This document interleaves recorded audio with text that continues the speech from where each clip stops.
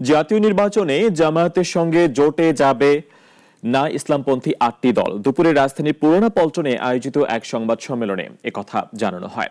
জামায়াতের সঙ্গে এক যৌথ সংবাদ সম্মেলনে রাজনৈতিক ঐক্য প্রতিষ্ঠায় প্রধান উপদেষ্টাকে রেফারির ভূমিকা নেয়ার আহ্বান জানান দলগুলোর নেতারা। বাংলাদেশ এখন জাতীয় নির্বাচনের দ্বারপ্রান্তে, কিন্তু ভোটের আগেই রাজনৈতিক আস্থার সংকটে পড়েছে দেশ বলে মন্তব্য করেন বাংলাদেশ খেলাফতে মজলিসের আমির মাওলানা মামুনুল হক। বাংলাদেশ খেলাফত মজলিসের কেন্দ্রীয় কার্যালয়ে জামাতের সঙ্গে এক যৌথ সংবাদ সম্মেলনে ইসলামী ৮ দল জুলাই সনদ বাস্তবায়ন সহ ৫ দফা দাবি সরকারের কাছে তুলে ধরেন তারা।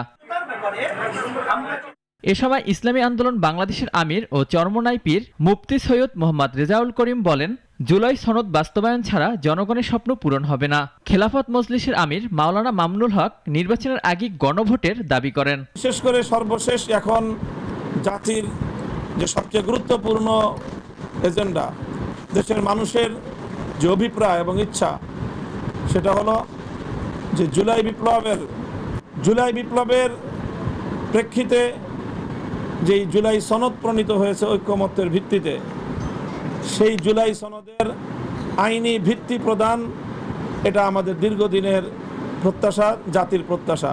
সংবাদ সম্মেলনে জানানো হয়, নির্বাচন কমিশন বিধিমালা আরপিও যদি পরিবর্তন করা হয় তা মানবে না সমমনা এই ৮ দল।